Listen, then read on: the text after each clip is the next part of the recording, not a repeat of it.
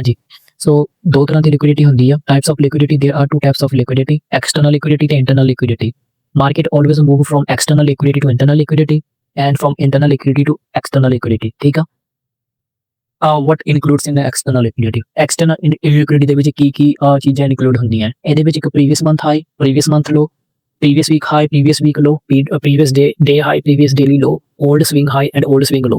ਇਹ ਚੀਜ਼ਾਂ ਹਮੇਸ਼ਾ external liquidity ਦੇ ਵਿੱਚ ਇਨਕਲੂਡ ਹੁੰਦੀਆਂ। ਓਕੇ, ਸੋ ਆਪਾਂ ਇੱਕ ਗ੍ਰਾਫ ਦੇ ਨਾਲ, ਇੱਕ ਚਾਰਟ ਦੇ ਨਾਲ ਇਹ ਐਗਜ਼ਾਮਪਲ ਮੈਂ ਤੁਹਾਨੂੰ ਸਮਝਾ ਦਿੰਦਾ, ਬਾਅਦ ਵਿੱਚ ਮੈਂ ਤੁਹਾਨੂੰ ਚਾਰਟ ਦੇ ਉੱਤੇ ਸਮਝਾਵਾਂਗਾ ਲਾਈਫ ਟ੍ਰੇਡਿੰਗ ਦੇ ਵਿੱਚ ਕਿ ਐਕਸਟਰਨਲ ਲਿਕੁਇਡਿਟੀ ਕਿਹਨੂੰ ਕਹਿੰਦੇ ਆ। ਠੀਕ ਆ, ਮੰਨ ਲਓ ਇਹ ਇੱਕ ਮਾਰਕੀਟ ਆ। ਠੀਕ ਆ, ਤੋ ਆ ਪ੍ਰੀਵੀਅਸ ਡੇ ਹਾਈ ਆ, ਸਵਿੰਗ ਹਾਈ ਆ।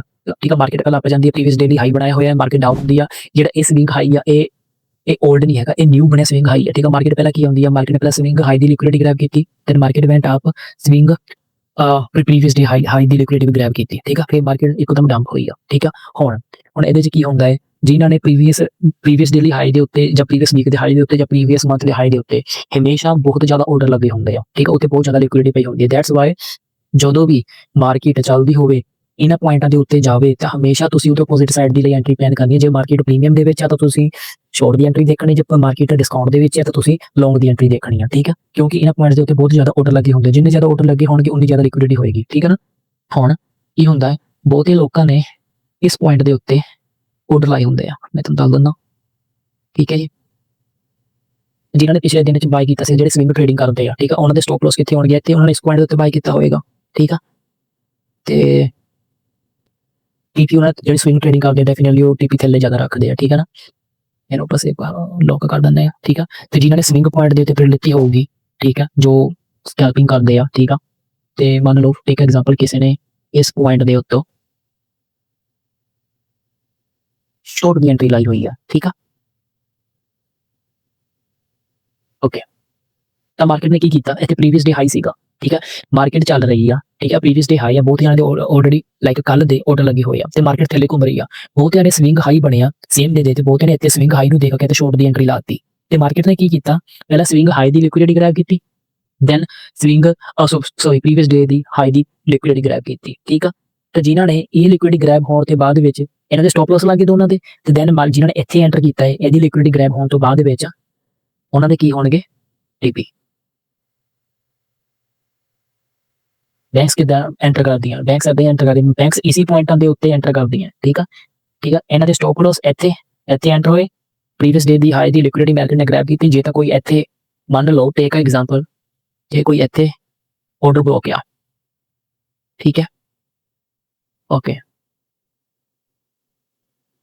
ਜਦੋਂ ਪ੍ਰੀਵੀਅਸ ਡੇ ਦੀ ਹਾਈ ਦੀ ਲਿਕੁਇਡਿਟੀ ਮਾਰਕੀਟ ਨੇ ਗ੍ਰੈਬ ਕੀਤੀ, ਮਾਰਕੀਟ ਵੈਂਟ ਅਪ। ਜੇ ਤਾਂ ਕੋਈ ਫੇਅਰ ਵੈਲਿਊ ਗੈਪ ਹੈਗਾ ਹੈ ਜੋ ਪ੍ਰੀਮੀਅਮ ਦੇ ਵਿੱਚ ਆ, ਜਾਂ ਕੋਈ ਆਰਡਰ ਬਲੌਕ ਆ, ਮਾਰਕੀਟ ਨੇ ਉਹਨੂੰ ਟੈਪ ਕੀਤਾ, ਮਾਰਕੀਟ ਸਿੱਧਾ ਥੱਲੇ TP। ਠੀਕ ਆ, ਸੋ ਤੁਸੀਂ ਇੱਦਾਂ ਟ੍ਰੇਡ ਕਰਨਾ ਹੈ। ਆਜੋ ਆਪਾਂ ਤੁਹਾਨੂੰ ਇੱਕ ਚਾਰਟ ਦੇ ਉੱਤੇ ਦੀ ਐਗਜ਼ਾਮਪਲ ਦਿਖਾ ਦਿੰਦੇ ਆ। ਠੀਕ ਹੈ ਜੀ, ਹੋਰ ਆਵਰ ਤੇ ਚੱਲ ਜਾਂਦੇ ਆ। ਮੈਂ ਨੈਸਡੈਕ ਟ੍ਰੇਡ ਕਰਦਾ। ਠੀਕ ਆ, ਮੈਂ ਤੁਹਾਨੂੰ ਨੈਸਡੈਕ ਦੇ ਵਿੱਚ ਇੱਕ ਦੀ ਐਗਜ਼ਾਮਪਲ ਦਿਖਾ ਦਿੰਦਾ। ਠੀਕ ਹੈ ਜੀ, ਓਕੇ, ਓਕੇ, ਆ ਦੇਖੋ, ਇਹ ਇੱਕ 올ਡ ਲੋ ਸੀਗਾ। ਜੇ ਇਹ 올ਡ ਲੋ ਆ, ਇਹ ਕੀ ਬਣ ਗਿਆ, ਐਕਸਟਰਨਲ ਲਿਕੁਇਡਿਟੀ। ਠੀਕ ਹੈ, ਮੰਨ ਲਓ ਇਹ 올ਡ ਲੋ ਹੈ, ਇਹ ਕੀ ਬਣ ਗਿਆ, ਐਕਸਟਰਨਲ ਲਿਕੁਇਡਿਟੀ। ਠੀਕ ਹੈ, ਮਾਰਕੀਟ ਐਕਸਟਰਨਲ ਲਿਕੁਇਡਿਟੀ ਹੋਣੀ ਹੈ, ਕਿਉਂਕਿ 올ਡ ਲੋ ਆ ਕਿ ਮਾਰਕੀਟ ਉਹਦੇ ਬਾਅਦ ਚ ਅੰਦਰ 4 ਘੰਟੇ ਦਾ ਚਾਰਟ ਹੈ। ਜੇ 4 ਘੰਟੇ ਚਾਰਟ ਹੈ, ਕਈ ਦਿਨ ਪੁਰਾਣੀ ਲਿਕੁਇਡਿਟੀ ਆ। ਠੀਕ ਆ, ਮਾਰਕੀਟ ਵੈਂਟ ਹਾਈ। ਠੀਕ ਹੈ, ਮਾਰਕੀਟ ਨੇ ਕੀ ਕੀਤਾ, ਇਨਸਾਈਡ ਦੈਸ ਇੰਟਰਨਲ ਲਿਕੁਇਡਿਟੀ, ਜਦੋਂ ਮਾਰਕੀਟ ਨੇ ਇਹ ਆਰਡਰ ਬਲੌਕ ਨੂੰ ਟੈਪ ਕੀਤਾ, ਇਹਨੂੰ ਇੰਟਰਨਲ ਲਿਕੁਇਡਿਟੀ ਕਹਿੰਦੇ ਆ। ਮਾਰਕੀਟ ਇੰਟਰਨਲ ਟੂ ਐਕਸਟਰਨਲ ਆਈ। ਠੀਕ ਆ, ਮਾਰਕੀਟ ਨੇ ਇਸ ਪੁਆਇੰਟ ਦੀ ਇਸ ਦਿਨ ਦੀ, ਕਿਹੜਾ ਦਿਨ ਆਈ, ਵੈਨਸਡੇ ਆ, 20 ਅਗਸਤ, ਤੇ ਟਿਊਜ਼ਡੇ 2 ਸਤੰਬਰ ਨੂੰ ਮਾਰਕੀਟ ਨੇ ਇਹਦੀ ਲਿਕੁਇਡਿਟੀ ਗ੍ਰੈਬ ਕੀਤੀ। ਠੀਕ ਹੈ ਜੀ, ਤੇ ਮੈਂ ਕੀ ਸਮਝਾਇਆ ਸੀਗਾ, ਤੇ ਥੱਲੇ ਕੋਈ ਨਾ ਕੋਈ ਫੇਅਰ ਵੈਲਿਊ ਗੈਪ ਹੈ। ਦੇਖੋ, ਇਸ ਪੁਆਇੰਟ ਦੇ ਉੱਤੇ ਇੱਕ ਫੇਅਰ ਵੈਲਿਊ ਗੈਪ ਵੀ ਹੈਗਾ ਹੈ। ਠੀਕ ਆ, ਮਾਰਕੀਟ ਨੇ ਲਿਕੁਇਡਿਟੀ ਗ੍ਰੈਬ ਕਰਨ ਤੋਂ ਬਾਅਦ ਵਿੱਚ ਇਸ ਫੇਅਰ ਵੈਲਿਊ ਗੈਪ ਦੇ ਵਿੱਚ ਐਂਟਰ ਕੀਤਾ। ਹੁਣ ਜਿਨ੍ਹਾਂ ਨੂੰ ਪਤਾ ਲਿਕੁਇਡਿਟੀ ਗ੍ਰੈਬ ਹੋ ਗਈ ਆ ਤੇ ਫੇਅਰ ਵੈਲਿਊ ਗੈਪ ਦੇ ਵਿੱਚ ਮਾਰਕੀਟ ਐਂਟਰ ਕੀਤੀ, ਕਿ ਜੇ ਕਿਸੇ ਨੇ ਇਸ ਫੇਅਰ ਵੈਲਿਊ ਗੈਪ 'ਚੋਂ ਐਂਟਰੀ ਪਾਈ ਆ ਤੇ ਇਹ ਜ਼ੋਨ ਕਿੱਥੇ ਆ, ਡਿਸਕਾਊਂਟ ਦੇ ਵਿੱਚ। ਠੀਕ ਆ, ਬਾਈ ਦੀ ਪੋਜੀਸ਼ਨ ਜਿਨ੍ਹਾਂ ਨੇ ਲਈ ਆ, ਕਿੰਨੀ ਸੋਹਣੀ ਟ੍ਰੇਡ ਕੈਪਚਰ ਕੀਤੀ ਹੋਊਗੀ ਉਹਨਾਂ ਨੇ, ਕਿੰਨੇ ਪੁਆਇੰਟ 276 ਤੇ ਆ। ਠੀਕ ਆ, ਜੇ ਮੰਨ ਲਓ ਉਹਨਾਂ ਨੇ ਇਹ CB ਵੀ ਟਾਰਗੇਟ ਕੀਤਾ ਹੁੰਦਾ, ਠੀਕ ਹੈ, ਜੇ ਇਹ CB ਟਾਰਗੇਟ ਕੀਤਾ ਹੁੰਦਾ, ਜੇ ਇਹ ਸਵਿੰਗ ਹਾਈ ਟਾਰਗੇਟ ਕੀਤਾ ਹੁੰਦਾ, ਤਾਂ ਉਹਨਾਂ ਨੇ ਘੱਟੋ ਘੱਟ, ਜੇ ਸਵਿੰਗ ਟ੍ਰੇਡ ਵੀ ਕਰਦੇ ਆ, 270, ਘੱਟੋ ਘੱਟ 500 ਪੁਆਇੰਟ ਕੈਪਚਰ ਕਰ ਲੈਣਾ ਸੀ। ਠੀਕ ਆ, ਜੇ ਕੋਈ ਸਕੈਲਪਿੰਗ ਕਰਦਾ ਉਹ 100 ਪੁਆਇੰਟ ਤਾਂ ਈਜ਼ੀਲੀ ਕੈਪਚਰ ਕਰ ਲੈਂਦਾ ਨਾ, ਐਟਲੀਸਟ ਇਸ ਫੇਅਰ ਵੈਲਿਊ ਗੈਪ ਤੱਕ ਤਾਂ ਕੈਪਚਰ ਕਰ ਲੈਂਦਾ ਨਾ, ਇਸ CB ਤੱਕ, ਹੈ ਨਾ। Sell side imbalance, buy side inefficiency. ਠੀਕ ਹੈ ਨਾ, ਤਾਂ ਕਿੰਨੇ ਪੁਆਇੰਟ ਬਣ ਗਏ ਸੀਗੇ, 250 ਪੁਆਇੰਟ ਬਣ ਜਾਣਾ ਸੀਗਾ। ਠੀਕ ਹੈ ਜੀ, ਇਹ ਇਹਦੀ ਇੱਕ ਐਗਜ਼ਾਮਪਲ ਸੀਗੀ। ਠੀਕ ਆ, market came from internal to external, external ਤੋਂ ਕਿੱਥੇ ਗਈ ਆ ਮਾਰਕੀਟ, ਇਹ ਲਿਕੁਇਡਿਟੀ ਗ੍ਰੈਬ ਕਰਨ ਤੋਂ ਬਾਅਦ ਮਾਰਕੀਟ ਕਿੱਥੇ ਗਈ ਹੈ? Again internal order block. ਠੀਕ ਹੈ, ਦੂਜੀ ਐਗਜ਼ਾਮਪਲ ਸਮਝਾ ਦਿੰਦਾ ਇਹਦੀ। ਦੇਖੋ ਇਹ ਕੀ ਆ, ਇਹ ਇੱਕ ओल्ड लिक्विडिटी है। ठीक है, it can be a previous week high और मंथ हाई। ठीक है, सो मार्केट ने की किया, ਇਹਦੀ ਲਿਕੁਇਡਿਟੀ ਗ੍ਰੈਬ ਕੀਤੀ, market went high, market 올 time high ਦੇ ਉੱਤੇ ਸੀਗੀ। ਠੀਕ ਆ, ਐਕਸਟਰਨਲ ਨੂੰ ਗ੍ਰੈਬ ਕਰਨ ਤੋਂ ਬਾਅਦ ਤੇ ਕੋਈ ਆਰਡਰ ਬਲੌਕ ਜਾਂ ਬਿਕਾਜ਼ 올 ਟਾਈਮ ਹਾਈ ਦੇ ਉੱਤੇ ਮਾਰਕੀਟ ਇਸ ਟਾਈਮ। ਠੀਕ ਹੈ, ਮਾਰਕੀਟ ਅਪ ਗਈ, ਮਾਰਕੀਟ ਥੱਲੇ ਆਈ, ਕਿੱਥੇ ਆਈ? After grabbing the external liquidity went high, came back to internal liquidity. Internal liquidity ਕੀ ਆ? This order block. Order block ਕਿੱਦਾਂ ਕਨਫਰਮ ਹੁੰਦਾ ਹੈ? ਇਹ ICT single candle algorithmic order block ਕਹਿੰਦੇ ਆ। ਠੀਕ ਆ, ਮੈਂ ਇੱਥੇ ਲਿਖ ਦਿੰਦਾ, that's okay, single candle algorithmic order block. ਹੁਣ ਜਿਨ੍ਹਾਂ ਨੂੰ ICT ਬਾਰੇ ਪਤਾ ਹੈ ਉਹਨਾਂ ਨੂੰ ਆਰਡਰ ਬਲੌਕ ਬਾਰੇ ਪਤਾ ਹੋਏਗਾ। ਆਰਡਰ ਬਲੌਕ ਦੀ ਅੱਗੇ ਕਲਾਸ ਆ, ਇਹ ਵੀ ਬਹੁਤ ਵੱਡਾ ਟੌਪਿਕ ਹੈ, ਮੈਂ ਅੱਗੇ ਸਾਰਾ ਕੁਝ ਸਮਝਾਊਂਗਾ। Single candle algorithmic order block ਕਿਹੜੇ ਹੁੰਦੇ ਆ, ਆਰਡਰ ਫਲੋ ਆਰਡਰ ਬਲੌਕ ਕਿਹੜੇ ਹੁੰਦੇ ਆ, ਕਲਾਸਿਕ ਆਰਡਰ ਬਲੌਕ ਕਿਹੜੇ ਹੁੰਦੇ ਆ, ਆਰਡਰ ਫਲੋਇਕ ਆਰਡਰ ਬਲੌਕ ਕਿਹੜੇ ਹੁੰਦੇ ਆ। ਠੀਕ ਹੈ, ਇਹ ਬਹੁਤ ਵੱਡਾ ਕਨਸੈਪਟ ਹੈ। SMC ਦਾ ਆਰਡਰ ਬਲੌਕ ਇਹਨੂੰ ਕਹਿੰਦੇ ਆ, ਮਿਟੀਗੇਟਡ ਅਨਮਿਟੀਗੇਟਡ ਆਰਡਰ ਬਲੌਕ ਕਿਹੜੇ ਹੁੰਦੇ ਆ, ਇੱਕ ਅਲੱਗ ਕਨਸੈਪਟ ਆ। ਠੀਕ ਆ, ਸੋ ਮਾਰਕੀਟ ਨੇ ਕੀ ਕੀਤਾ? ਐਕਸਟਰਨਲ ਨੂੰ ਗ੍ਰੈਬ ਕਰਨ ਤੋਂ ਬਾਅਦ ਚ ਮਾਰਕੀਟ ਇੰਟਰਨਲ ਆਈ, ਇਸ ਆਰਡਰ ਬਲੌਕ ਨੂੰ ਟੈਪ ਕੀਤਾ ਤਾਂ ਮਾਰਕੀਟ ਵੈਂਟ ਹਾਈ। ਜੇ ਇਹਨਾਂ ਨੇ ਕਿਸੇ ਬੰਦੇ ਨੇ ਇਸ ਆਰਡਰ ਬਲੌਕ ਤੋਂ ਐਂਟਰੀ ਲਈ ਹੋਊਗੀ, ਉਹਨੇ ਵੀ ਚੰਗੇ ਪੁਆਇੰਟ ਕੈਪਚਰ ਕੀਤੇ ਆ ਮਾਰਕੀਟ ਦੇ ਵਿੱਚ। ਹੁਣ ਦੇਖੋ ਮਾਰਕੀਟ 'ਚ ਕਿੰਨੇ ਮੂਵ ਚੱਲਦੇ ਆ।